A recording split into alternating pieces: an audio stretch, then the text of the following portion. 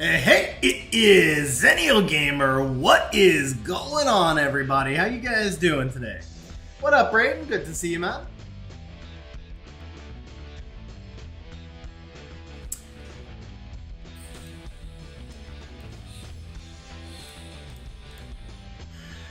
All right. What up, Bronson? How you doing? Okay, guys, so today's stream is actually going to be very quick. Let me just check where the chat box is not displaying. Let's try that. Hopefully that'll work. If not, we'll go without chat box. Today's stream is going to be very quick for two reasons. First is it is 10 o'clock for me, and I wasn't originally planning to stream, but I figured that it would be good to get this team out there. Second reason is because I am counting on this acting as a standalone video for Steel Fortress. So we're really just going to kind of jump straight into it. I'm just going to show this team.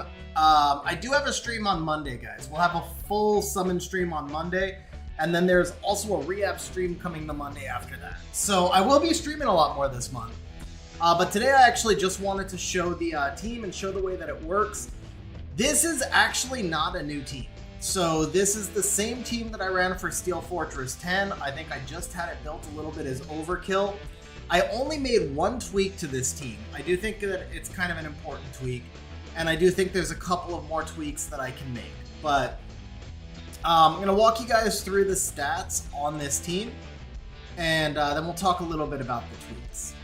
So to start off with, there are two buff blockers on this team, which is obviously the Zinc and the Jaina. And again, this is not like a new team. As a matter of fact, I believe Sean B was the first one to post this team. I did make a couple of changes to the way he posted the team that made it a lot more stable, at least for me. And I think I used slightly better runes. But this is basically, Sean B did a video on this team some months back for Steel Fortress 10.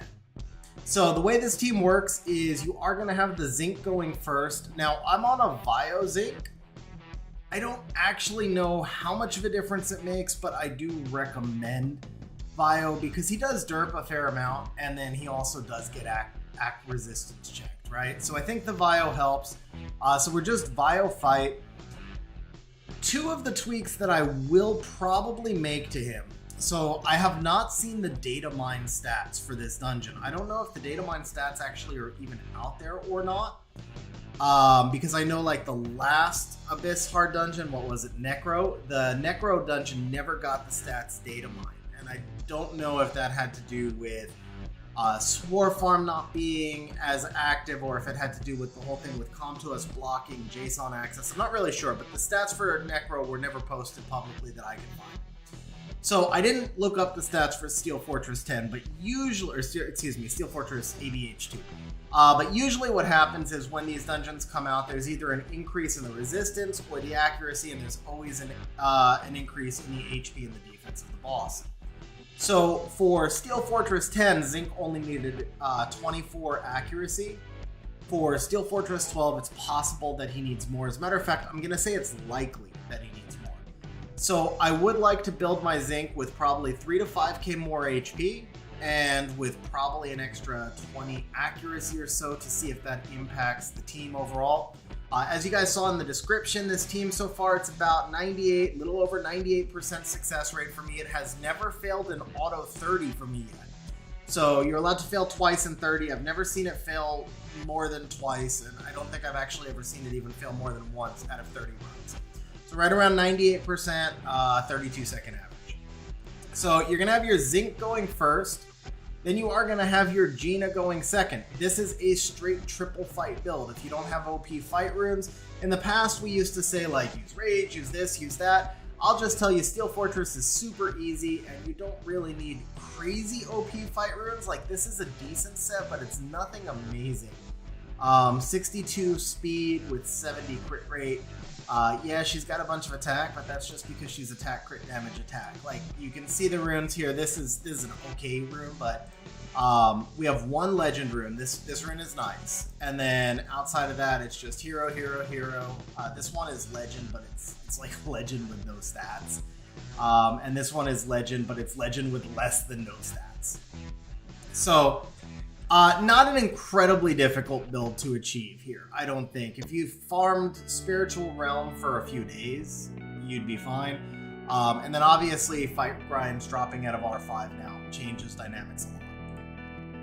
After the Gina, this is the Ken. This is actually my BJR5 Ken. So I tuned this whole team around using Ken and Lauren both from BJR5. So both builds are doing double duty. And so we're on, the only thing is here with the Ken being on fight runes, it does make him a little bit not as good for BJR5, for solo R5, right? So if you are overkilling solo R5, which I am, then you can get away with just throwing the fight runes on here. If you're not overkilling solo R5, then you probably want him on a will set. But other than that, these are the basic stats you're shooting for. It's like 85k or 90k effective HP.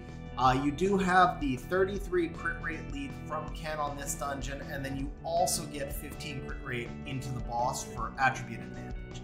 So Ken can technically be built to 52 crit rate for this dungeon, but he needs 58 crit rate for solo R5 if you're using the 19 and the 23 leads.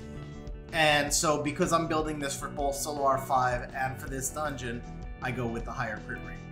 Now, acting after Ken is going to be the, acting after Ken, 50, I'm sorry. Lauren's acting third. Yeah, that sounded wrong to me. So it's actually acting after Gina is the Lauren. The Lauren, you can see we're on a crit damage build. This is double will fight. So the double will here is actually extremely important for Steel Fortress. And I'll explain why. It's because after you act 5 times, the boss always gets a turn. And we're running the zinc on Bio. So what can happen is if the zinc procs twice, then the boss will get a turn before Lauren goes, and on his turn he can stun her. That's why you need the first will set. You need the second will set because it is possible just for your team to dirt. The boss can resist you, he gets his defense and attack buff up, doesn't get buff blocked, doesn't get defense broken, whatever happens, you don't kill the boss on the first round through. In Steel Fortress 10 that happens sometimes, on Steel Fortress Abyss R12 that happens a lot. So adding in the second will set allows Lauren to kind of stabilize your team the second time she goes. If Lauren gets stunned, then there's never an opportunity for her to stabilize your team, and that's why we have the second will set. You could even actually almost argue for a triple will Lauren, and I think a triple will Lauren would be totally fine as well. It just depends on how much damage you're getting out of your Brondia, who is acting last. So this is the Brondia build that I've got going right now. You can see this one is a little bit of a stronger build, but it's definitely, for my account, it's very much an endgame build, endgame account, right? So for my account, this is definitely not close to my strongest rage set, but for some people, this might be tougher to achieve. Definitely an endgame team, but if you can reach these stats, then it's been running, as I said, about 32 seconds, 30 to 32 second average. Now, the other tweak that I would suggest, so we talked about the accuracy on Copper, it's the accuracy on Lauren. So for a solo R5 build, Lauren doesn't need any accuracy. For the Steel Fortress 10 build, Lauren needed 24 accuracy. But when I switched Lauren onto a slot 6 accuracy rune, I noticed the average time dropped significantly on this dungeon. That's actually why I believe that the Zinc needs more accuracy as well. Zinc and Gina both. I think that the boss has a higher resistance. Having not seen the data mines, I don't know what that number is yet, so I can't give you guys a target. But usually, they would raise these bosses to about 50. So for like the hard levels, I've noticed the pattern has been raising them to about 50. So I'm assuming that if you bring your Zinc up to 35 and you bring your Gina up to 35, then you're covered. And then I would just say take the Lauren to max accuracy until we know, like until we see the data mine stats, just run the Lauren on max accuracy because it doesn't hurt anything. And then same thing, because this is doing double duty as a solo R5 to 95k effective HP. The last thing I will point out here is every unit on this team is skilled up, and it is actually really important. Even on Steel Fortress 10, I noticed a big difference both when I skilled the Zinc and again when I skilled the Gina. So it's always unfortunate to have to invest Devilmon for a dungeon team, but it is definitely something that makes a difference. So we'll go ahead and run the dungeon team right now. If you guys are watching this as a video later, you can kind of skip forward over this next section. I'm going to catch up just with chat a little bit while we see how the team runs. So Yata, what's going on? Wojo, Iron Scare, how you guys doing? Yata, I had been taking a break from streaming for a while just to kind of get caught up on real life stuff, general real life stuff. I will not be coming back to a stream schedule, at least not for some time. Just need to... It's difficult doing a controlled stream schedule and then also just doing the stuff that real life requires. And you guys, for those who've been following my channel for years, you guys can see I've put on 40 pounds since I started doing YouTube. I'm looking for a little bit better balance, like better work-life YouTube balance, but I do plan to start doing a little bit more streaming now, and I am starting to kind of come back into it. Next Monday, we've got a summon stream. The Monday after that, we got a re-app stream. We just did a summon stream recently as well. One last thing I want to point out here, guys, I don't think I pointed this out when I did the rune walkthrough, is that the Brandia is on will runes as well. And that is the same concept as the Lauren. So because the zinc is on Vio, the Brandia is not guaranteed to act before you've taken those 5 turns. And so if you take 5 turns, you know, between the zinc and the other 3 monsters in front, then the Brandia can get stunned. I mean, Ken actually has a built-in self-cycle, so if the Ken goes S3 into S2, even without violent runes, he's taking that 5th turn by himself, which gives the boss a chance to stun your Brandia. I will also point out, I believe Seishizo has a version of this team which uses the route instead of the Ken. From what I have seen in my own testing of that team, because I have tested that team, the basic difference is that the route team has a higher rune requirement. It can get to be a couple of seconds faster, in large part because the Ken self-cycle triggers the boss animation a lot of times. So all the other RNG stuff is basically the same, like landing buff blocks and all that stuff. It's basically the same, but the route team does give you an extra chance to defense break, obviously, with the route, depending on where his cooldowns stand or if he pulls Lauren. And the route team does generally run 3 seconds faster or so, but it has a much higher rune requirement. It does seem to fail a little bit more. It's harder to stabilize the team, even with the higher rune requirements. Like, even when I allocated the best runes on my account, it's just hard to get that team stabilized because it has a little bit more RNG built in. But it does give you, you know, it's a risk-reward thing. Like, you accept a 1% higher fail rate, and you allocate some slightly better runes, and you get your runs to go about 2 seconds faster. So you could definitely go check the Seishizo videos for that team. All the builds are basically the same. The only difference is you're running a route instead of a Ken, and your crit rate is going to be 33 higher on the fire units because you don't have that 33 fire. And that's part of where the 33 crit rate lead. And that's part of where I say the rune requirement is higher, is because you don't have that 33% crit rate lead, so it's a little bit harder to get to these stats without allocating some of the really, really big sets, even on an endgame player's account. But you guys can see how this team runs. It runs very smooth. Kind of surprised we're on stream. You would expect it would just like instantly go out and fail like 4 times, but it didn't. So we're good. Big Mac, welcome back to the game, man. After a year break. Yeah, definitely, man. Welcome back. And I will show you guys one little sneak peek. A lot of people know this already. This just happened last night. So, yep, you saw it. And we're going to move back over here to the dungeon. Little sneak peek, that just because Big Mac said that he needs to see an RTA stream. Wojo, if you're still around, I guess you, Wojo, if you're still around, bro, I tried to message you in Discord when that happened. Thank you, sir, thank you. And I will say, so when I first pulled her, I actually tested a double Nemesis build, and I really didn't love it. This is not an optimized build. I'm sure I can get slightly better stats on her. This is just like I threw fast runes on her. I mean, like, I'm not trying, they're not leftovers or anything. Is she transmog? She actually is not transmog, believe it or not. Right before siege turning, I burned all my transmog stones. So she does have, I mean, she's got wings because I've got like a billion transmogs. But yeah, she's my only LD that's not transmogged because I burned all my stones right before turning. So a couple more days and I'll get her transmog. Bro, grats on the Nephthys. In this meta, honestly, Gianna has definitely taken a step back. So in this meta, Nephthys definitely is the stronger unit between the two. I think Gianna will be back. I think Gianna is the logo in a lot of ways, so I'm super, super stoked that I pulled her. Don't want it to sound in any way like I'm talking, like I'm not super excited to have pulled her. But in the current meta, Nephthys definitely is noticeably stronger than Gianna. Yeah, well, I dropped into, there you go. So we can compare. So, ooh, you got about 10 more speed on your Gianna now. Very nice.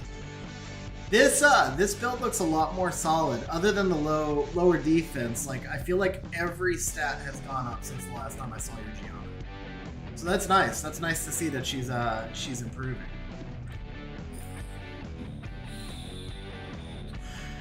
All right, so I think that pretty well covers the team and the stats.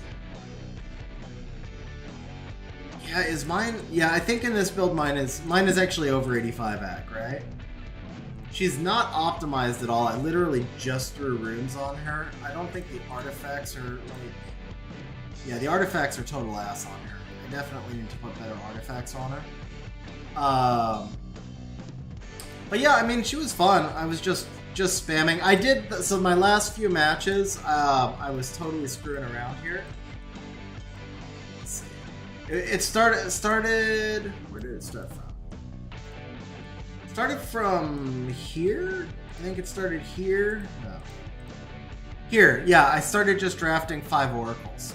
I was screwing around for the whole day, just kind of testing stuff out. But yeah, I started just drafting 5 oracles.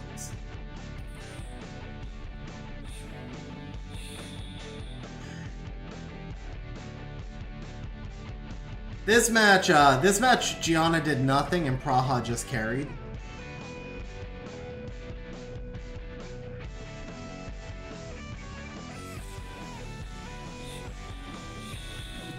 I mean, I guess technically Gianna tanked. He was all in on this Gianna.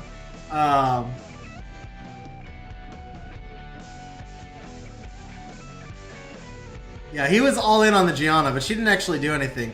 However, it's going to get really dirty here where he just starts proc, proc, proc, proc.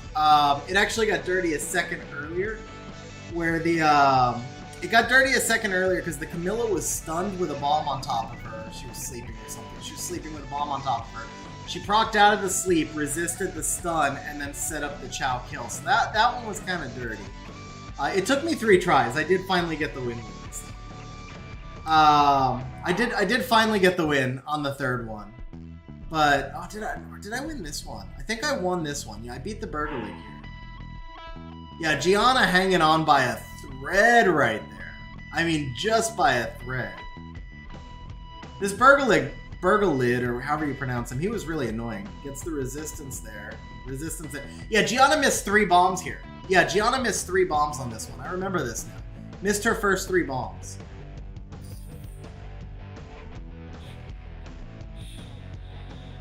That was a good proc by the Praha there, though. That's going to help a lot, Wojo. Congrats on getting the exporter working, man. Yeah, see, there's another bomb miss. Hey, we landed a bomb. There we go. And then from here, I think it's pretty much done.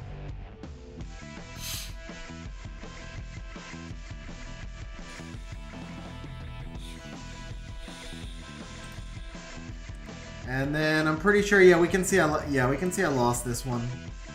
I don't remember if I got sacked on this one or if it was just he couldn't win with the 5 oracles. I think, oh, this is the one where the stupid fire monkey proc every single time it went. I probably lose this anyway. I probably lose this anyway, but the monkey's gonna proc like 4 rotations in a row. But I think Ciara's back to the meta. I think Ciara is gonna get tested in the meta. There's a lot more strong fire units in the meta right now, and there's a lot of reset that makes that means that Ciara is still gonna struggle. I don't know that Ciara really is going to consistently be better than Oliver, because a 20% attack bar absorb allows her to cycle, but it doesn't reset the opponent. So I think Oliver is still stronger than Ciara as far as speed leads go. Hands down. I think Oliver, just period. Oliver is still stronger than Ciara as far as speed leads go. Where she fits in among other speed leads could be somewhat of an open debate. Like, Moore definitely has a lot of RNG in his kit and doesn't reset. He synergizes better with Chung than Ciara does, for example. But Ciara synergizes better with Vertihile. And Ciara could actually synergize really well with Sagar, who's all over the meta. But then something like a Vanessa Sagar really counters Ciara. And I mean, I could go on and on in circles, but I would say as far as speed leads go right now, obviously Wedjet is number 1. Like, Wedjet, by far and away the most powerful speed lead in the game at the moment. I think Nefties is probably number 2. It's possible I'm forgetting somebody, but off the top of my head, I would say Wedjet is 1, Nefties is 2, Oliver is 3, Vanessa and Maximilian maybe tied for 4. Maybe Vanessa's ahead. Probably Vanessa's ahead.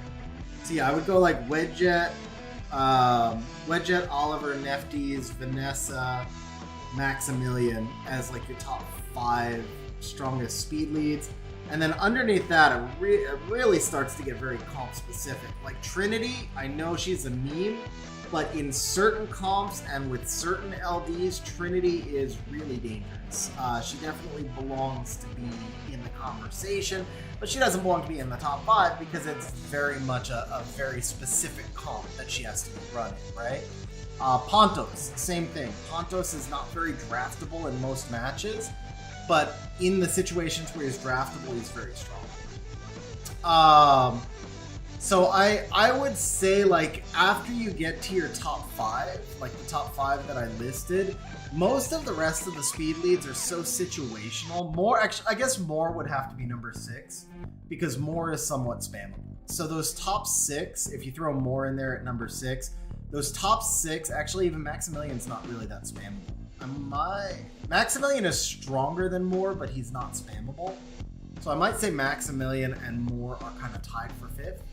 Give or take, somewhere in that range. But yeah, after you get out of those top 6 monsters, whatever order they're in, then I feel like every monster past that is somewhat comp specific. The difference is that Ciara was total ass for like since her nerf.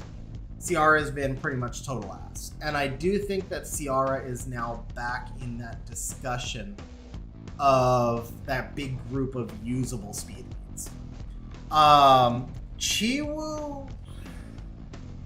Chiwoo's a lot better since his buff. Chiwoo is a lot better since his buff, but he's also super hard countered. Not super hard countered. He's partially hard countered by Heigang. It's weird because he pushes back more than Heigang pushes up. So he gives you an advantage in terms of taking the turn, but the glancing buff, of course, gets cleansed by Heigang. At which point, then it's kind of a question of, isn't Moore just better because Chiwoo is better for the first turn, but Moore is much better for all the turns after that. So that's where I think, again, you kind of get into that discussion. Hey guys, I think we got to fail. So I did tell you 98%. This is a good example. Oh no, this is going to pass. I was going to say, I did tell you 98%. You were going to see a fail condition there, but no, it still pass. But yeah, I think Jemire, so Jemire, again, that's another one that he's not spammable. Jemire super heavily counters Sekhmet, Sagar, partially counters Oliver. Very strong in certain drafts, but again, situational. So those top 6 that I listed, if you include more in there, are pretty much the 6 I think that are spammable, and every other speed lead is situational. You've got, I said Nefties is basically number 2. So in terms of speed leads, probably 3. So in terms of speed leads, Wedjet is hands down number 1. Nefties and Oliver are contesting for second. Depending on the day is probably... Like, one day I might tell you Nefties, the next day I might tell you Oliver. Oliver is annoying as fuck, but Nefties has also got a couple more hard counters than Oliver does, so I really do think Oliver would have to be 2. I think you would have to go Widget 1, Oliver 2, Nefties 3, but Nefties is a close thing, right? But yeah, and then you get the Maximilian, the Moore, and the Vanessa rounding out the top 6 in whatever way you go. Those 6 monsters are generally standard. Like, they fit into a wide variety of drafts, and in addition to fitting into a wide variety of drafts, they allow you to pivot into a variety of drafts. After those 6, most of the rest of the speed leads are a lot harder to pivot. Like, if you draft a Tableau, you're really... sure, you can run Tableau Molong, and it's a strong comp. But most of the time, if you draft a Tableau, you're doing it to contest speed, and if you are going to run a Tableau Molong, you prepared that in advance. It's a specifically built comp, and then you really can't pivot into something faster because you're running like a Bio 280 Tableau instead of a Swift 330 Tableau. So yeah, I think Ciara, to go back to the original question, I think Ciara falls back into that mix of situational speed leads. Chiwu is definitely in that mix. Chiwu probably still a little stronger than Ciara because of being built on Swift, but again, situational. Like, as an all-around, all-purpose monster, I think Chiwu is still slightly stronger than Ciara, but in a draft that involves Vertihile and Gianna, I would definitely want the Ciara there before the Chiwu situation. The only speed lead I can think of off the top of my head that would not be usable would be Chloe and Kamoon, so like the 4 stars. I don't know if there's a bad speed lead in the game right now. Maybe I'm just forgetting one though. But I can't think of anybody that doesn't... Like, for the longest time, since her nerf, Ciara was basically just the one bad speed lead, like the one you would never draft, 5-star, you know, not like Chloe and Kamoon. Ciara was the one 5-star you would never draft. So I think Ciara has been moved back into that group of situationally drafted monsters. Enthes, I'm just screwing around. I haven't done anything serious in RTA whatsoever.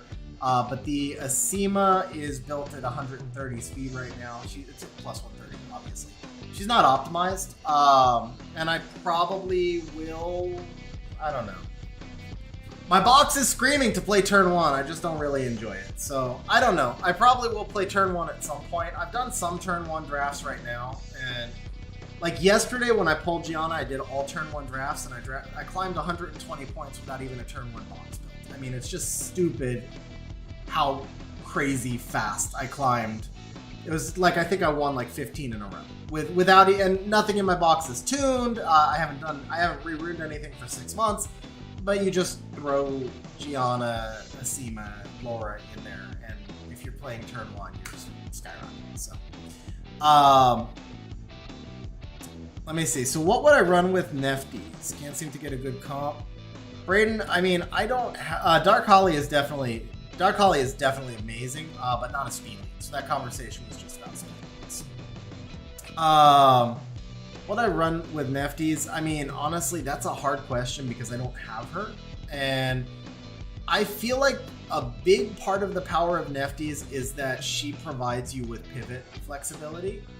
So I think that this one should be a failed run. Yeah, this is your fail condition, is when the boss keeps this defense buff, because the Brandius. No, this should still be a failed run because there's no defense break here. Yeah, this should be a failed run. But yeah, I mean, you guys can see we've run 30 to 40 in the background, so right where I said about 98%. This will be our fail. What was the question? What would I run with Nefty? So yeah, without having her, it's really hard to say, because I think the fact that she allows you to pivot means I think she can be run in a lot of different comps. It kind of depends what your other LPs are, kind of depends where your Rune strength is. I think that she's just a really flexible monster. And because she's a flexible monster, I can't just like give you a Nefty's comp off the top of my head. What I will tell you is that if you're going to try and run turn 1 with Nefty's, you better have some sort of big backup damage dealer ready to deal with Junos. So Masha is very commonly used there. You could also use, like, if you had Ongiyuki or Kinky even. Kinky would be really strong. I think in this meta right now, Kinky would be really strong in most Nefty's combos. So especially if I wasn't flexing another really strong LD with her, and if I had the Kinky, I would probably run Kinky consistently in this meta right now. But again, that's not a comp. That's just like a kind of monster pairing that I would look to run together. What is my thought on the Shadowcaster but nerfs? Because that's basically, well, okay, let me be clear. With Minato, it's a big buff.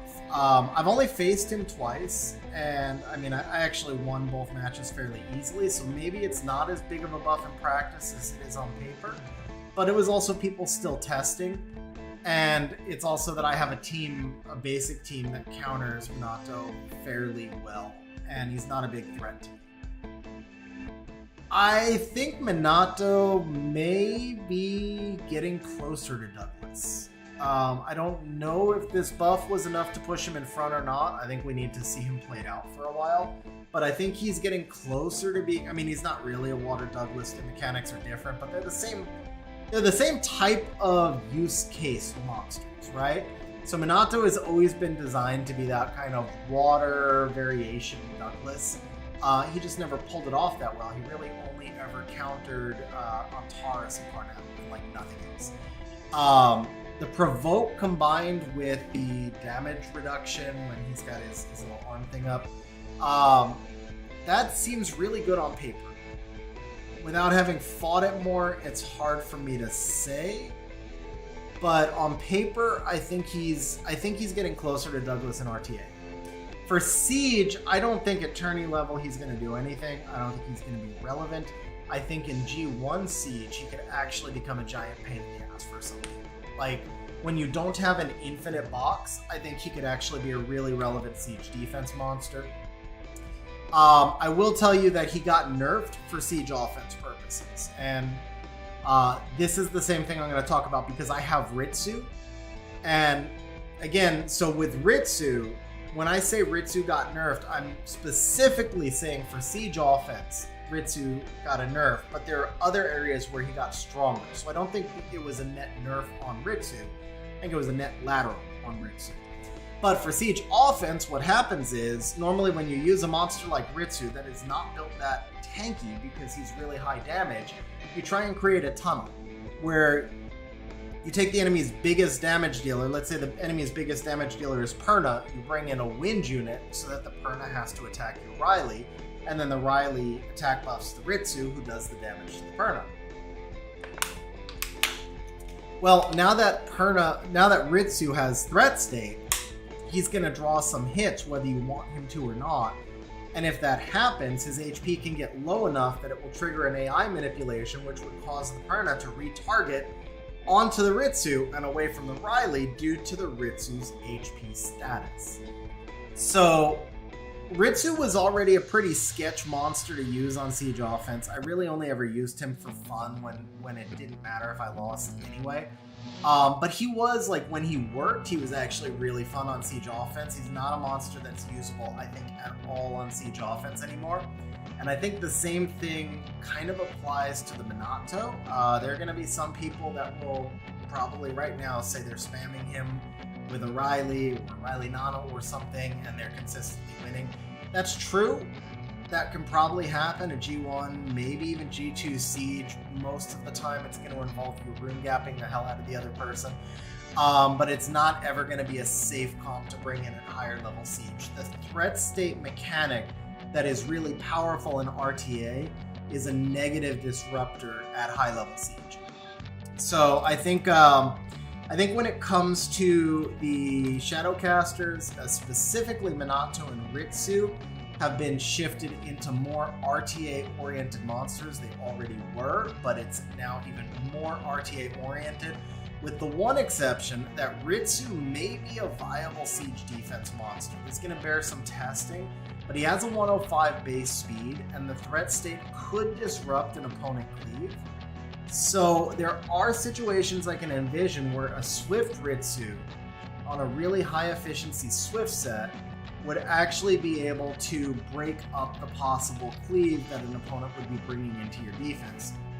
This only works though if the opponent is doing an AoE cleave, because if it's a snipe style cleave with single target stuff, then they're just going to snipe the Ritsu and it doesn't matter. You could possibly do something like a Swift Cichlid to go with a Swift Ritsu, but then when you run double Swift on one defense, if you don't have like an immediate kill capacity, it also becomes kind of sketch because then you lose the ability to proc. Obviously, you can't proc on Swift unless you're facing me in RTA, in which case I'm sure you can. So yeah, overall, I think the Shadowcasters are just worse for Siege. Rune is the possible exception because he has that 120 base speed, so the threat stake there is... Yeah, well, and of course they can also just AoE while he's in threat. Rune is the possible exception because that 120 base could be disruptive, but we run into the issue of Windy. If you put a Rune on defense and you don't have another monster on that defense that can kill the Windy, Rune will just trigger Windy's shield endlessly, and it actually makes Windy +2 like an unbeatable offense to Rune. It's the only reason Rune's never really consistently been seen on Siege defense, because he hits really hard. He's got a really good kit. He's got the same self-protection thing. It's just Windy. It's really, really hard to run any fire monster on defense. Period. Like, Windy destroys 20% of the game for Siege defense, and Rune falls into that 20% of the game. So the threat state combined with the 120 base, if we can find a way to pack in a speed lead plus something that can deal with Windy plus something with a little bit of sustain or cycling potential into those other two monster slots, and that's asking for a lot, probably requires another balance patch and a new speed lead to exist. But if we can get that combination, then Rune could wind up being decent for Siege defense. So I don't think you see Rune on Siege defense immediately, because I think that right now we don't have the correct speed leads that exist in the game to pull off an effective Rune defense. But if Windy ever gets nerfed, which he desperately needs, or if a new speed lead gets promoted, which can deal with Windy, which is kind of how Comtwest likes to do things, then Rune may become like a future super surprise OP defense monster. Like, he may not actually get buffed in the future, but then something else is buffed to deal with Windy, and all of a sudden Rune may be one of the top defense monsters. He may be the new Zinc. Shun was already OP, and I don't really know Shun well enough. That's the light one. I don't really know Shun well enough to have an opinion, and then obviously Zen was not impacted by this round of buffs, but I think the Adriana buff kind of screwed Zen. So Zen was, we were all kind of like toying around with trying to work Zen into some defenses, but the snipe meta that exists right now with the high base speed monsters that are out there just makes it really hard to get Zen onto a defense that doesn't just get sniped. And so Zen's actually got an amazing kit, but you just can't get him a turn. And them buffing Adriana, which was like the obvious thing that she needed, but now it just made her so absolutely freaking bonkers broken. I think Zen basically lost his ability to be on Siege defense because now there's 111 base speed unit out there that does attack buff, speed buff, immunity versus Zen's 105 base speed. So I don't know how we get Zen back onto defense, short of just giving him a speed awakening, which would probably be, I was gonna say broken, but to be honest, it might not actually be that broken because he doesn't do attack bar manipulation. I digress from there. I would just say that as far as it goes, I don't think you're gonna see a lot of Zen on tourney level. You know, just speaking tourney level, I don't think you're gonna see a lot of Zen on tourney level defenses. You'll see Zen on some, but you won't actually see Zen in the tourney when it matters. You're more likely to see Zen in inter server guild war type stuff, or just kind of like regular routine sieges throughout the season while we're waiting for the tourney and we're not looking to allocate like our best Swift set onto defense, that type of thing. But you're not likely to see Zen in the tourney, or if you do, he's going to be paired with a couple of LD5s. So it could just be like LD5 speed lead Zen and one more LD5, and one of those LD5s will have some sort of death prevention or revive mechanic or something. That pretty much covers where I see the Shadowcasters. So in the meantime, can you see my runes? I mean, I've got 4,000 runes. We gotta be a little bit more specific. You may be talking about Steel Fortress runes, though, I think. So I'll show the Steel Fortress runes one more time. I did show these right at the start. And as it is, I did want to keep the stream short specifically because I wanted this to serve as a video for Steel Fortress as well. So I'm going to ramp up on two more things. I'll show the runes one more time for the Steel Fortress team. And then I'm going to show you guys my cell exclusion settings. I can also share these. I will actually, anybody who's in the game, if you go to channel 8895 right now, so that is channel 8895, if you're on global server only, I'll share all of my cell settings into that channel. But then for anybody else, I'll show them on stream here. So this is the team. Just going to do a quick recap. You guys can watch the video and kind of pause here as well. We've got Zinc acting first on Vile Fight. He is fully deviled. This is actually very important. 67 crit rate with a 33 crit rate lead to get to the 100 crit rate. We do have damage plus win plus some additional damage stuff, and then we've got some more additional damage with crit damage. Additional damage is good on him because he does multi-hits and then low damage hits. Acting second is going to be the Gina. So Gina is on triple fight. Again, 67 plus crit rate is what we need with the crit rate lead.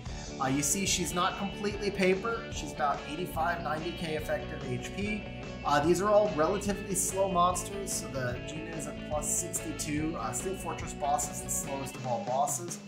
I talked at length at the start of the video about accuracy resistance. So feel free to go back and watch the start of the video later, but right now the TLDR is that I have not yet seen the data mine stats. My guess, just a guess, is that this boss has 50 resistance, which means that we need 35 accuracy on our monsters. These builds for me were for Steel Fortress 10, where I needed a lower number. So I think my Zinc needs 7 more accuracy, I think my Gina needs 6 more accuracy to get to the proper numbers. Acting after the Gina is the Lauren. So this is a double will fight build. The double will sets here are really important in order to prevent Lauren from getting stunned when the boss takes a turn after your team is active 5 times. This build works just fine for Solo War 5. I use her in both. So we want to go double will fight, and then with the Lauren, right now I've got her max accuracy, again because I have not seen the data mine stats. So at a certain point in the future, I might be able to swap out this rune for like an attack percent rune or something, but not until I'm confident that I know how much accuracy Lauren needs. Acting after the Lauren is going to be the Ken. Once again, probably about 5 accuracy short. His strip can matter if you get resisted on the Zinc and then the Lauren doesn't land all the strips.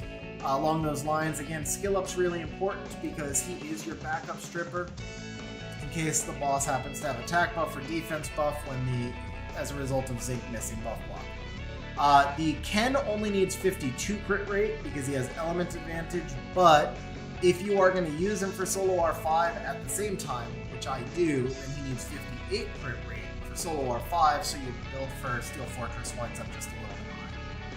And then acting last on the team is the Brandia. She's got your biggest rage set. She must be on will runes as well, because the boss can take a turn either as the result of Zinc proccing or can turn cycling from S3 into S2.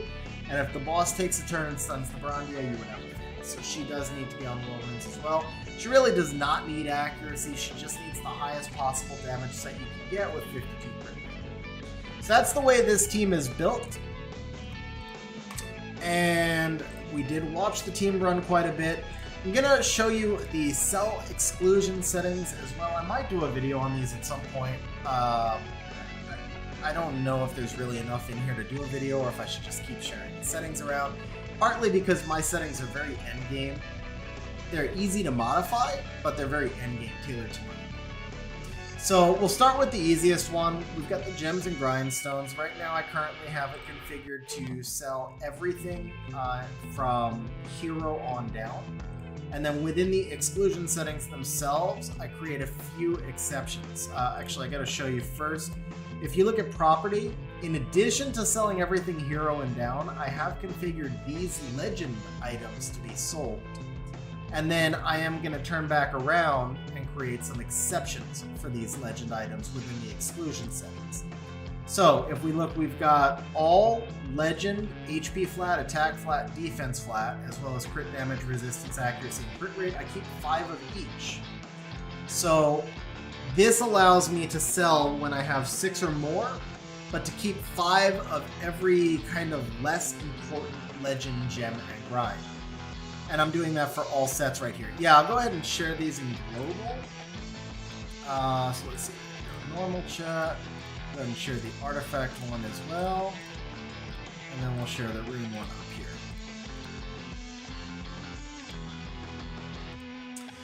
Alright, so this is your basic configuration. And then within here, as I said, we have the exclusions for legend.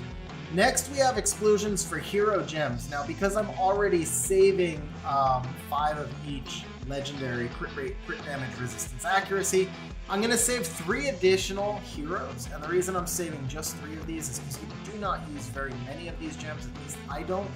And I will more often than not have at least 1 legendary to use. That was channel 8895, Skywalker. 8895.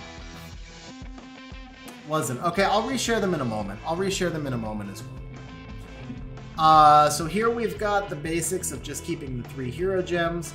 Next up, these two kind of work together right here. So we've got an exclusion for all HP, speed, attack, and defense to save just an unlimited number of hero. But I'm only saving for these sets. And as a matter of fact, I probably need to reduce these sets. What I have personally been doing on my account is verifying that all runes are fully grinded in a set. So for example, I see focus here. What that tells me is I probably just haven't checked focus. So if I come down here into the gem manager and then I check focus and I try to enchant, you can see there's only 2 runes that are ungrinded. This one actually needs to be sold. And this one we just gotta get +6 on.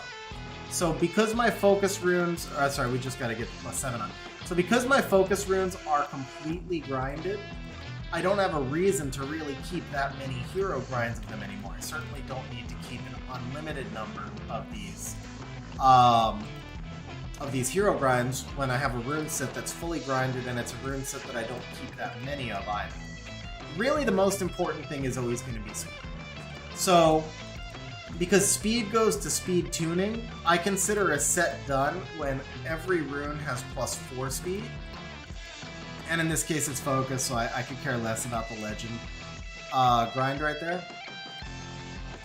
If it were a different set, I would certainly care a lot more. But who is the other one with the +3?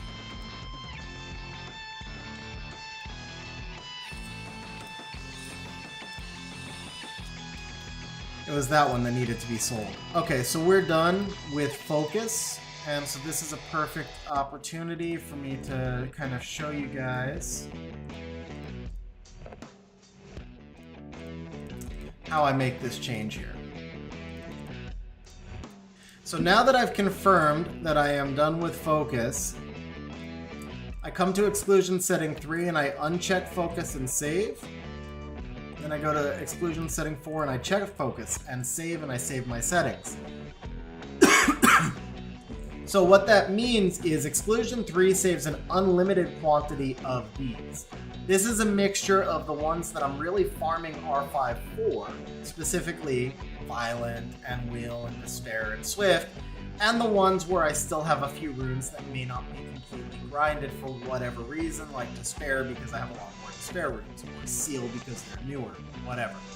So this is the mix of basically grinds where I still needed an unlimited number of heroes.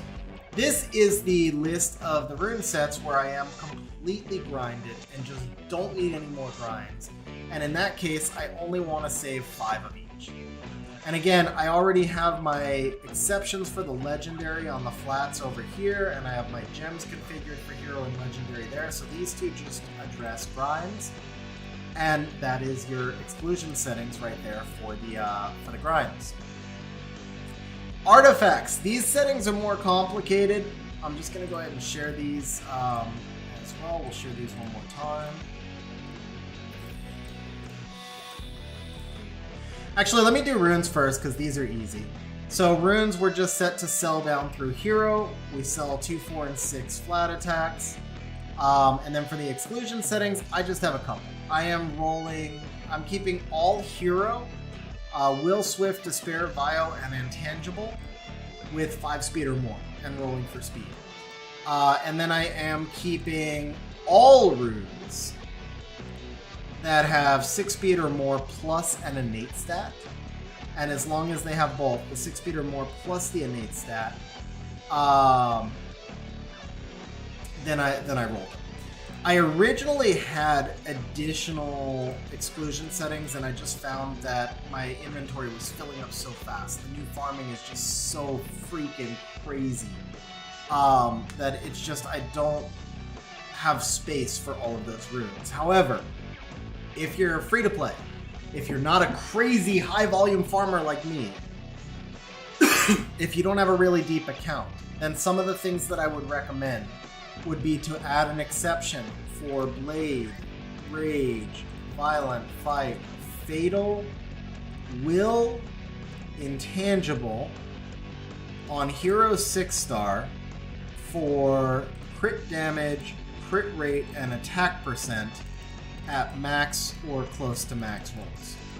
So this is probably the other big one that I would include if you're not like a really endgame player, because this will help you get those important PvP runes, PvE runes, as well as like building up like your Fat Lucian and stuff like that. But once you're pretty deep already in kind of like the hero grade Fatal Rage stuff, you can only use so many of those runes. So if you already are really deep in like hero level Rage runes, at that point I would pretty much just get rid of this setting and move down to kind of what I have. Now, artifacts, again, this is end game configuration, so your mileage may vary. Go ahead and drop your stats to match what you're looking for and based on how much you farm. But for myself, for the attribute, HP artifacts, I'm keeping anything that does 16% damage up or 19% damage down. I'm keeping max triple roll speed up effect, near max triple roll bomb damage, near max triple roll crit damage.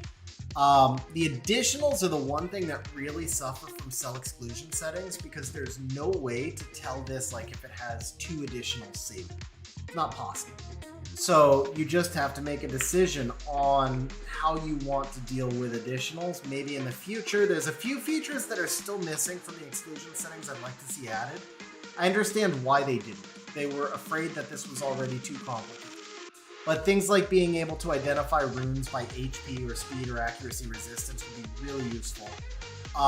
Things like being able to say if it's got 3 additional damage effects, save it, would be really useful. Right now we cannot do that. But again, this is arguably the best feature that they've brought into the game in years. So I'm talking about things I would like to see, but I'm not criticizing. The feature itself is freaking amazing. Just things that I hope to see maybe in future updates. Anyway, for now, what I'm doing is I'm keeping, this is essentially a max double. So, for example, additional damage by attack rolls 2 to 4 range. So you could actually get 4-4-4 on max attack and have one roll go somewhere else. So I'm configured to keep basically max doubles on attack and defense. Technically a max double on HP would be 0.9. So this would add a little bit more consistency. And then a max double on additional damage by speed would be, 120. And so I'm a little bit over. Now, the reason I'm a little bit over on the additional damage by speed just has to do with like kind of where my artifacts stand and where my depth is. Specifically, I have a lot of really high additional damage by speed and HP artifacts and not as many additional damage by attack. So I kind of weighted my own settings accordingly. Then again, we have max triple on CD as the enemy is more, max triple on own 1 target crit damage, and 2 off max, but this would actually just be like the level that I need to improve. So my best co-op damage right now is 15, so we're keeping 16. For the PC10 stuff, we're just going kind of like, so a max triple on crit damage is 24, and a max double is 18. So we're going basically like low to mid triple for skill 1, 2, 3 crit damage, first crit damage. Now this is the other area that you're going to be missing some stats in these settings, is, for example, skill 1 crit damage of 12 plus first attack crit damage of 12 plus own 1 turn crit damage of 12 is 36. So you could get an Odin doing 36% crit damage if you have exactly one max roll on each of 3. And again, because the exclusion settings don't allow you to do like a multi sub-property check, we can't really check for that. So you might wind up selling a really good artifact if you were to use this setting, but it's just that balance of time management. And it comes back to how much do you farm, how many crystals you have access to, how many artifacts are you willing to look at. I farm a ridiculous amount, so if I'm able to allocate less time having to look at old artifacts and sell them to make space for new artifacts, then I believe I'll just eventually drop a really good triple that also has those other sub-properties, and it'll be the same thing. But your mileage may vary, and you might want to adjust these numbers accordingly. So for example, if you're not a whale with unlimited crystals, you might set these numbers all to be 12%, and that would allow you to just, you'd be looking at more artifacts, but then you would be able to check if you have those multiple crit damage rolls together on a given artifact. So just pretty much configure that according to what makes the most sense for your account. Same thing with skill 1, 2, 3 recovery. Accuracy, we went with that 20% number. Attack up effect, this goes on a lower range, so that's a lower min roll number. So we went with 16. Also, the 16 is the cutoff of what I need to improve in several sets.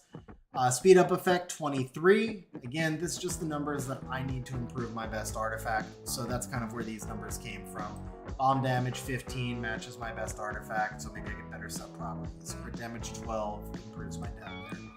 I don't personally care about life drain. I think it's probably the worst sub-property, and I also, of course, have 2 quad rolls of life drain because I don't care about it. I don't use either of them, so I'm not saving them. Some people may, particularly if you value life drain on a Kinky or something like that, you may want to throw that in there.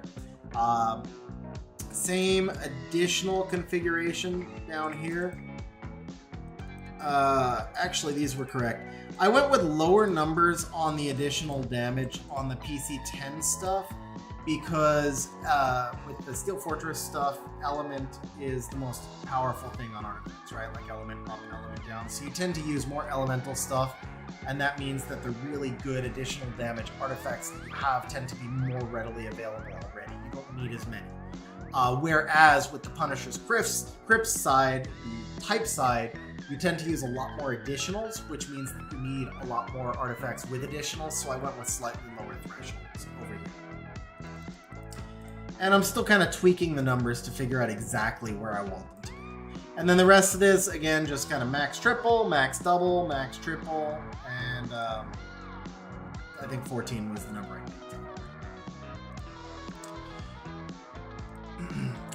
Now, with this is, so I actually have 3 exclusion settings for Steel Fortress, 1 for HP, 1 for attack, 1 for defense type artifacts, because I use more HP, I use secondarily more attack, and I use the least defense, and so I weighted my ratings accordingly. So for the attack side, we're taking the same 16% damage up number, but now we're asking for 22% on the damage down, versus the 19% on the HP. Why? Because 3% of damage, elemental damage manipulation tends to be worth about 1500 HP depending on the monster.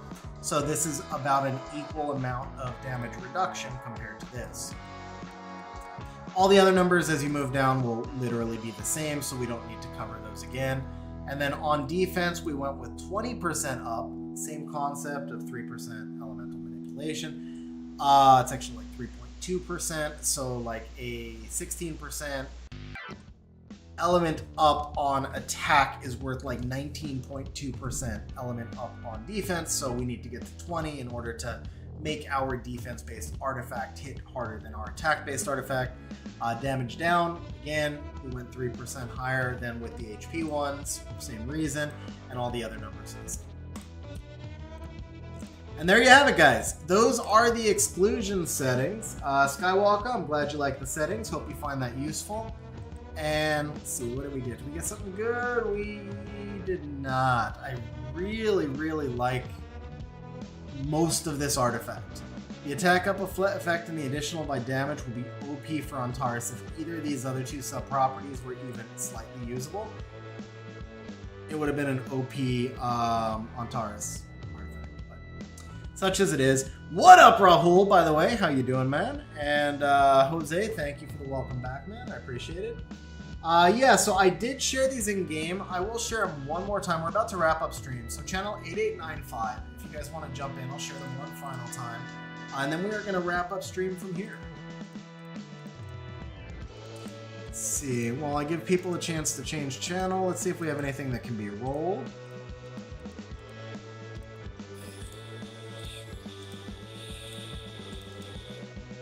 This looks like it's almost a guaranteed sell.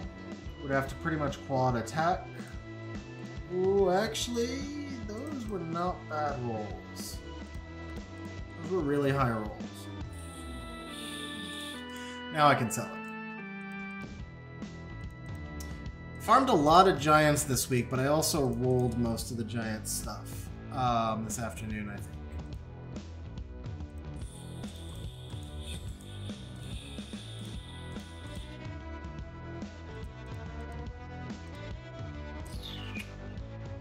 Yeah, there's like literally no value in that whatsoever. Had I planned on streaming, I actually crafted like 30 legendary runes earlier today from my farming. Had I planned on streaming, I would have saved those. Hey, thank you for the grats, man. I appreciate it. I wish I had wings left. I would run a Gianna, man. Well, actually, you know what?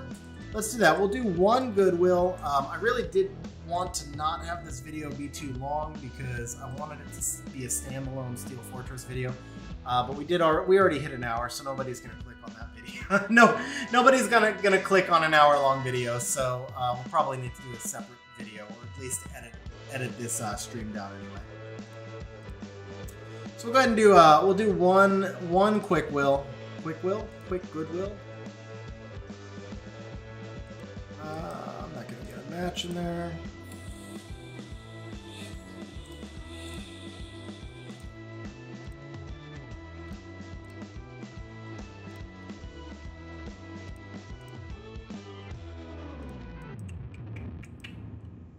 Maybe we are not going to get one. All right, Braden, go ahead and challenge me. I'll share the settings, and then you can challenge me from the settings share, and we'll wrap up with one from there. Keep in mind, I don't have really. I mean, I'm runed. I have my full box runed. It's not like it's unruned or anything, but I don't have anything even remotely speed tuned. And the last like 10 builds I've done were all manual, since I haven't been taking RTA seriously.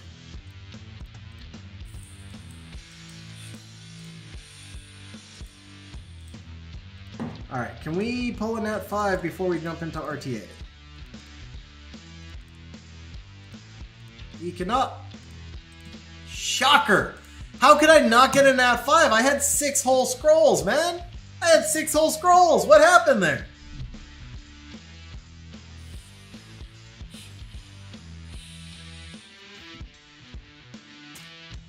So Score, the only thing I'll say, my LD luck has been insane in a way. Oh, we're gonna do an Arda thing here, huh? Okay. Okay. Alright, so I'm gonna make this so I have to draft 5 LD5s. Can I do... Alright, can I do the draft I have in mind with 5 LD5s? Yeah, I can do it. I can do it with 5.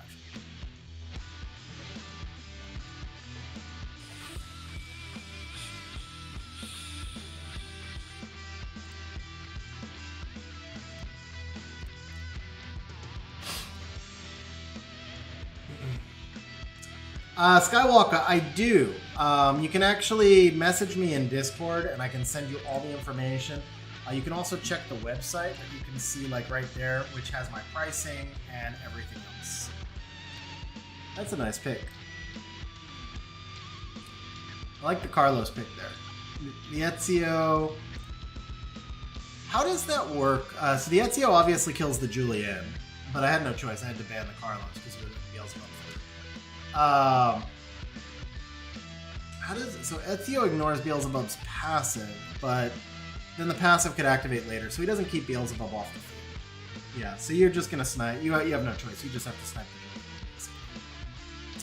So I see the Yunhung going into the Ezio to snipe the Julienne. Yeah. But then you have no protection. I mean, if you could go for the Asima, but that's rough. Yeah, you probably would have killed my Asima with that damage, but yeah, this that's kind of a rough one there.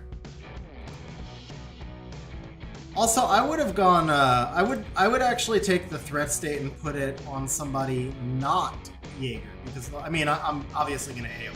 Screwing around, but the whole point here is like you want Jaeger's passive to stack, right? So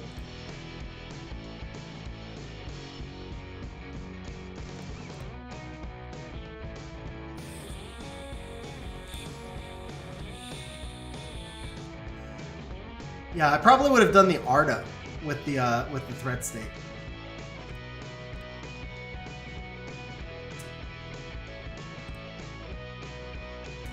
All right, we can do one more. Let me give you the link for Discord, Skywalker.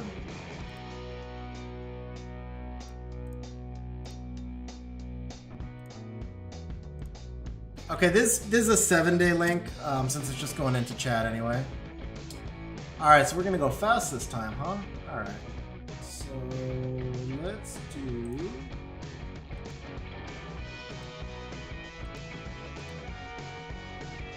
Let's just go more.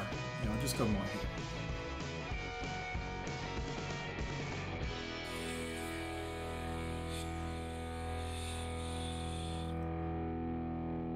By the way, remember when I said the Asima's in a weird build? So actually your Ezio would have killed the Asima. This is an anti-Sonya Asima.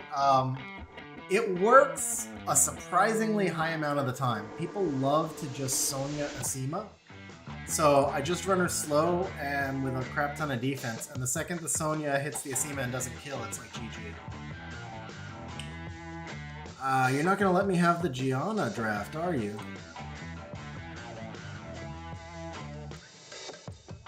Which Ethna is this? Okay.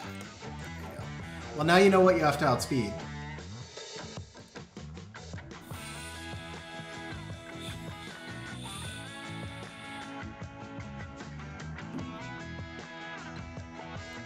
I mean...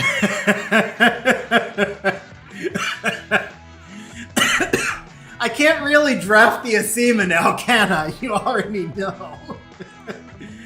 Oh man, and I have to I have to ban the Carlos too. Ezio is gonna get the kill. Crap. Alright, we'll just do that. Oh, I saw the I'll hit it late. Okay, we can yeah, I saw that late.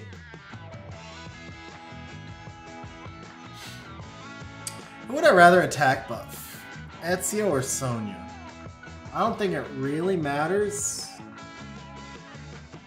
Yeah, I don't think it really matters, does it? Maybe I can get a break on the... No, of course I can't.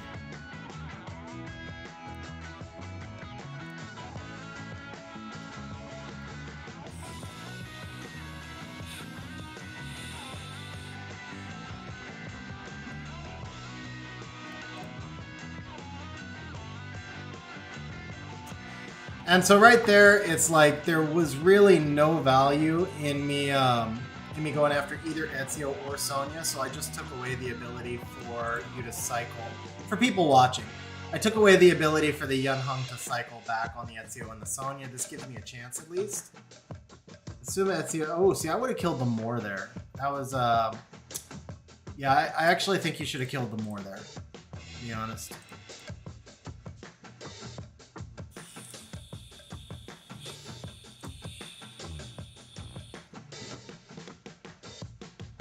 It didn't actually make a difference, but just in terms of the way that match went, you were gonna have trouble killing them more.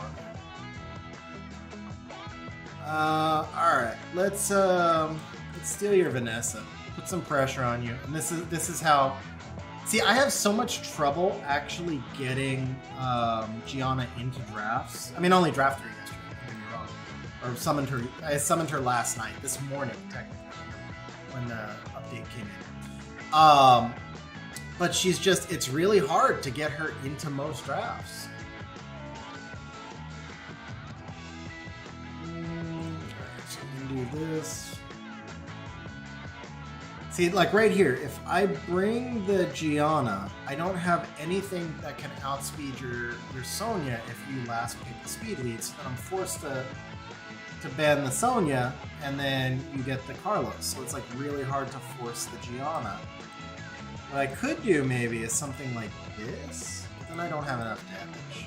So we'll just do this. You get the damage check on the, this way you get the damage check at least.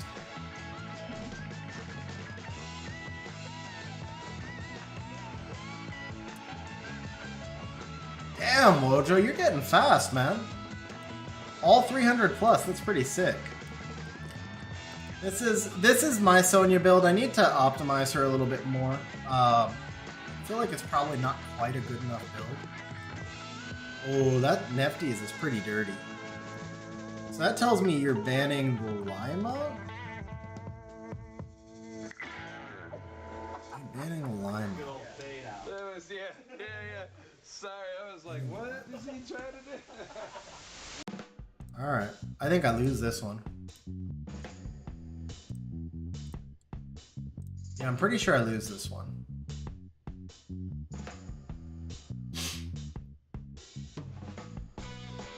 Well, if you Sonya the Asima, I have a chance, which you're gonna do, but yeah. Yeah, you had a really good draft there.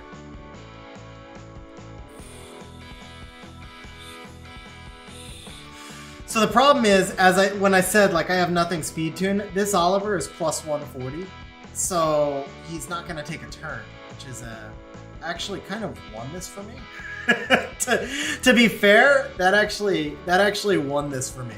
Can we get the bar? Okay, so I guess we do win. It's because he's so slow.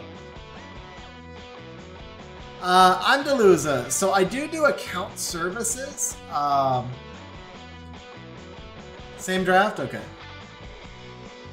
This time you'll snipe something that makes, you'll snipe like the better thing. Yeah, swap still works, bro. Absolutely, swap still works. Let me see if I have, if I still have the save to my playlist. So I don't have the link saved, but if you go to my channel, and you just look for swap playlist, or you just go to YouTube. Go to well, you're in YouTube, right? So search for swap playlist Zennial Gamer, and you'll be able to get like a full everything. This was the draft, right? Yeah, it's got to be. It's the last 5. You'll be able to get all the videos I've done on swap. The only thing is, the first video is on how to configure swap in Nox. You can actually configure swap in Mumu Player much more easily. A-Stick Gaming has a video on how to do it in Mumu Player. It's like 2 minutes. It's super easy. So if you search on YouTube for A-Stick Gaming Mumu Swap, you should find his video for how to pull a JSON, and then you search for Zennial Gamer swap playlist, and you'll find like all of my stuff on how to use swap.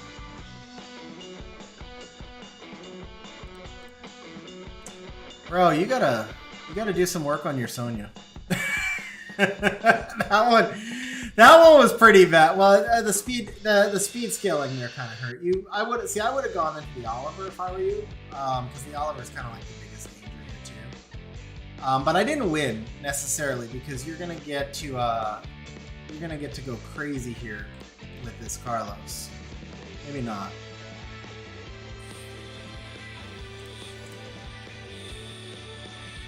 Yeah, never mind. I passed the Ac-Res. I passed the glancing check.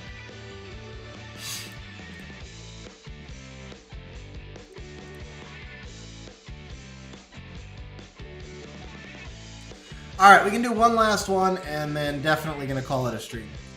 Account services. I'm the laser. I'm sorry. I'm the laser. Apologize for misspeaking.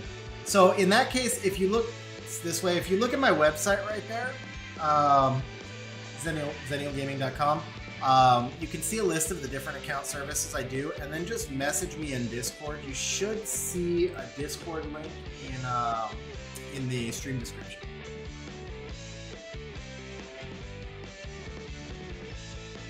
Wojo, you really should build her. She's super dangerous in the right situation. Super dangerous in the right situation. Kind of feel like I want to do the ragdoll match here, but how do I get to a ragdoll against an Oliver? We'll do this.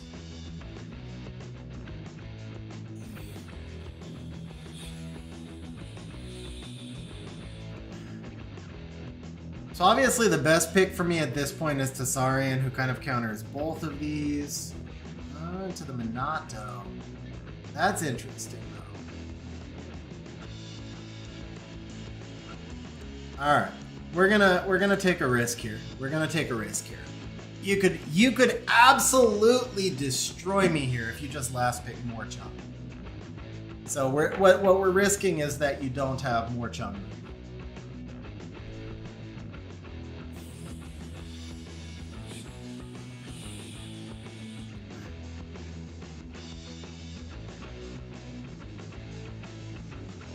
Is that with artifacts? He's got more Chung lined up. Of course he does. Alright, so I guess we go like this.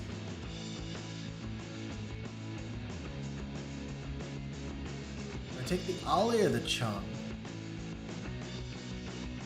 Take the Ollie.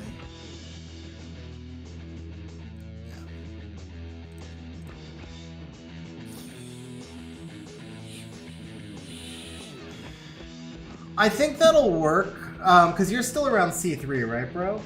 So I think that'll work in C3. It's the speed I'm actually okay with. Like, I don't think the speed is particularly an issue, because you're running speed leads and stuff, so you just pick her a little bit more situationally. Where I think you might be a little bit light is the attack. I would actually probably be willing to drop maybe 5 to 10 more speed and just try to get her to plus 2k attack, because you have people like me that are, you know, exactly how I showed that I'm running like the Sonya Trap Asima, right? So you will run into a lot of Sonya Trap stuff.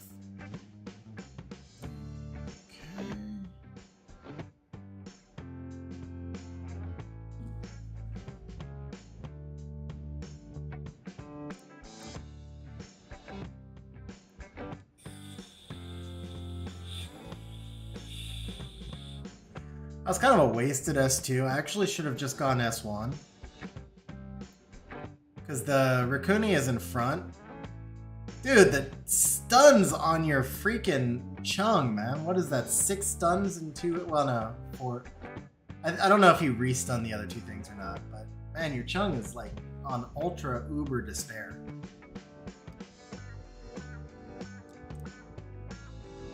That Minato is coming in clutch. When only one monster on my team acts and he doesn't proc, then that threat state is really dangerous. I mean, if he procced, it'd be a different thing, but yeah, that threat state was like really becoming annoying. I agree. I think he's good now. Alright, so we're gonna do that.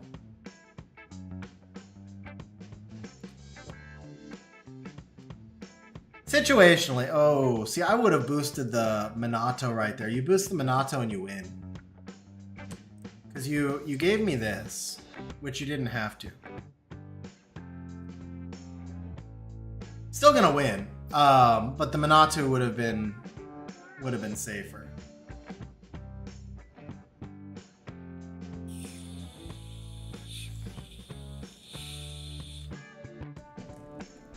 Like I said, when I did that draft, I said if you bring more Chung at the end, I'm just completely wrong.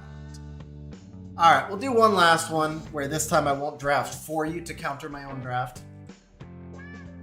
Let's go Ragdoll first pick. Let's see how we get. See, you haven't given me a single draft where she was draftable. That's the problem. All right, let me see if I can make her draftable. Let me see if I can make her draftable. How can we force a Gianna? Not like that. I'm not into forcing.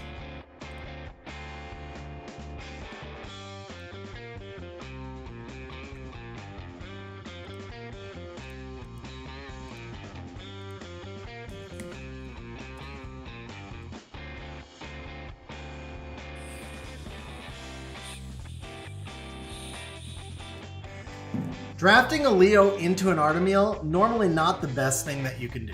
Just throwing that out there. What up, Iris? So I am actually just, I just activated the multi-stream. I'm on both platforms right now.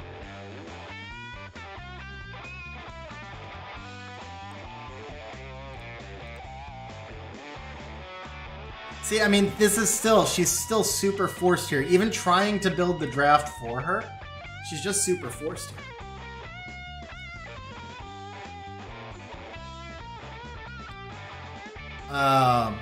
Yeah, I mean, she just really doesn't fit like any of these drafts.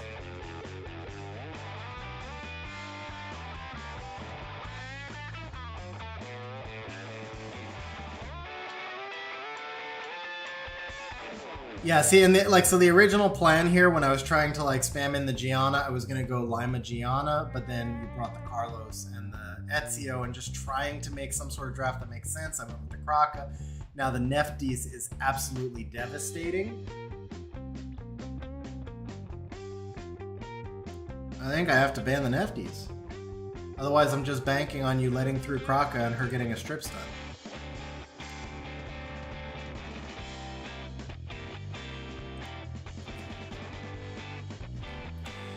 I mean, Leo's normally free. When somebody early drafts Leo like that, it's just a free win. I was just trying to find some way to make the Gianna make sense in a draft. Alright, can we push this thing up? No. I'm actually, you know what? Yeah, no, I really want to push it up. But I guess we don't always get what we want, right? On the plus side, at least his first heal goes into himself.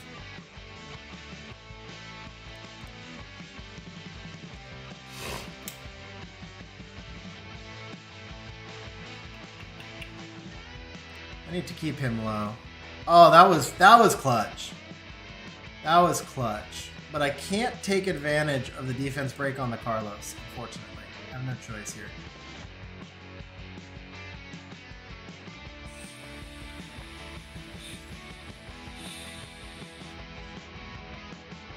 Dude, quit your procking.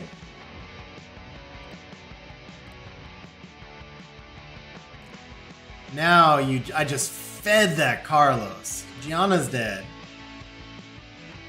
Yeah, Gianna's dead. But this is why I brought in the Kraka, for what it's worth. This is why I brought in the Kraka. Okay, we gotta start working on him while the Rikuni can't heal him.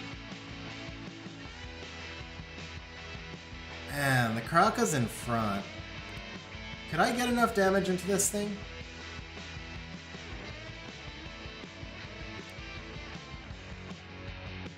Okay.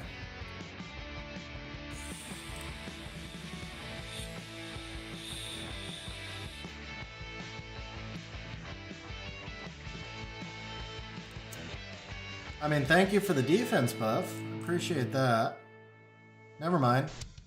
I lied. At least you don't have the S3. Oh, this thing stacks so much now. Alright, pushback. Yeah. Let's just dot, actually. And I won't actually cycle in front of you. I think you have one turn left on cooldown, but if I accidentally killed the Artemis, it might be GG. So we'll do it like this, and we get to let Gianna finish. Sweet. Gianna finishes. That's what we wanted to do. We wanted to let Gianna get the finish. Leo gets the finish. Never mind.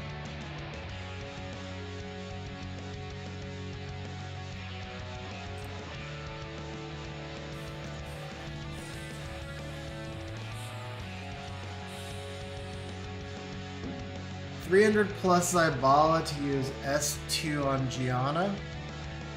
That could work. I haven't. Yeah, I mean that would probably work. It definitely forces you more in a certain direction with your draft. I like you taking the hay gang there. That's cool.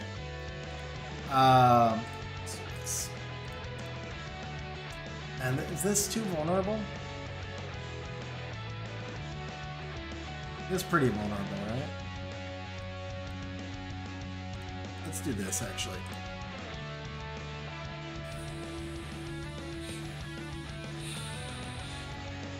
Rocking the Antares. Okay. Okay. Dig it.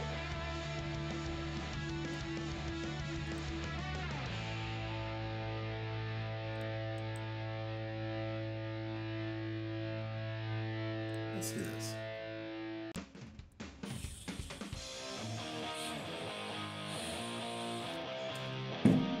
Yeah, I think the Zybala. I agree with you. I think the Zybala would.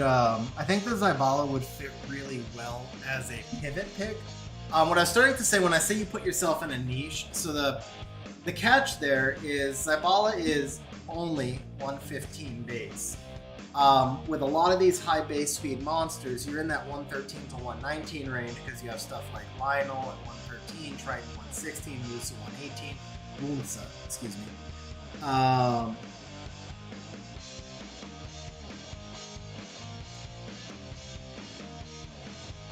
Do this, then it's basically just Antares. Okay. It's not about the 4th to 5th pick, it's about the rune allocation.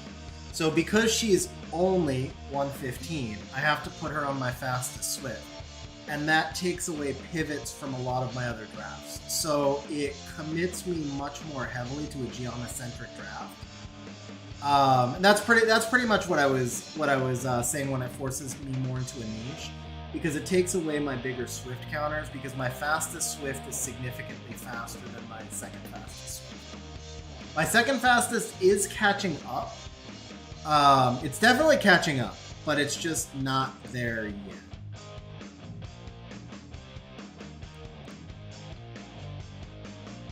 So that's always a decision that I have to make. Like just a personal decision that I have to make.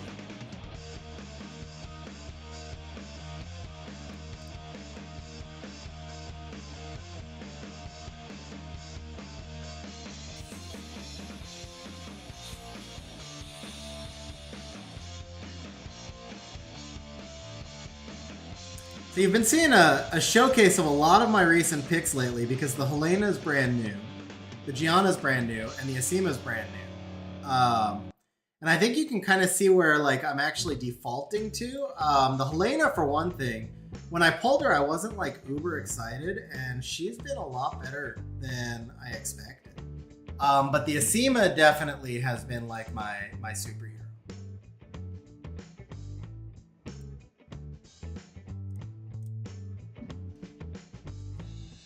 Oh, I greeted, and I'm gonna eat the Shizuka full in the face for it. I mean, I was eating the Shizuka either way, right? But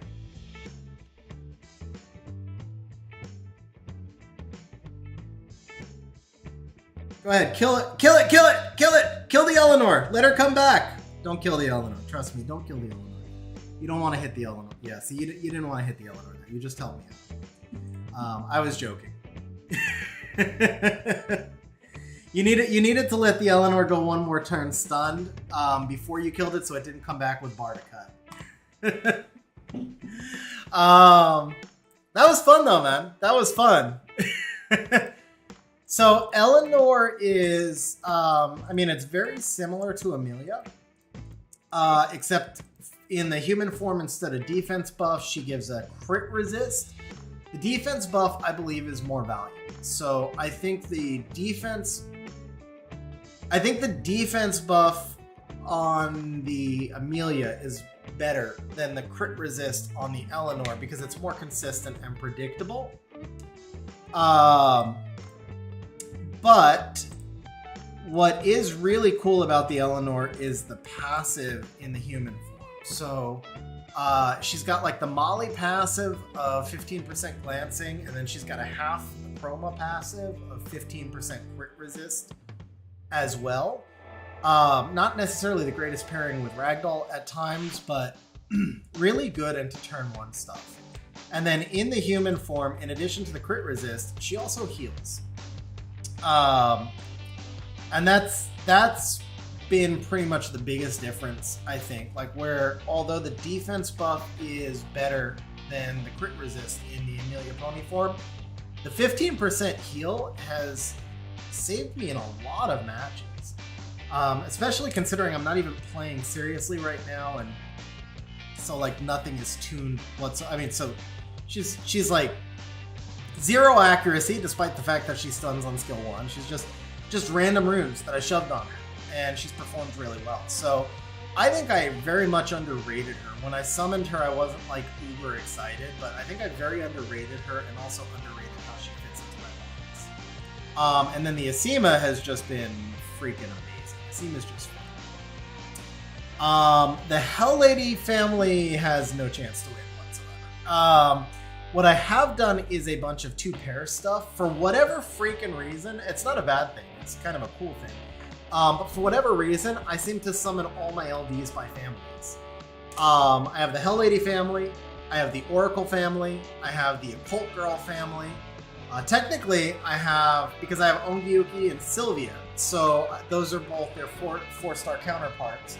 So I have both of those full families. Actually, here, if you go through, and I have the Vampire family.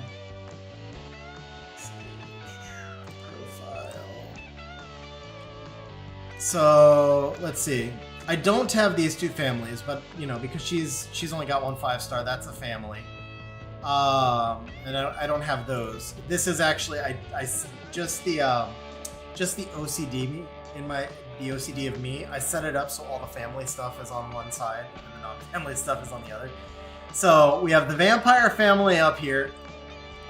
We have the Oracle family over here. We have the Occult Girl, and we have the Hell Lady family over here.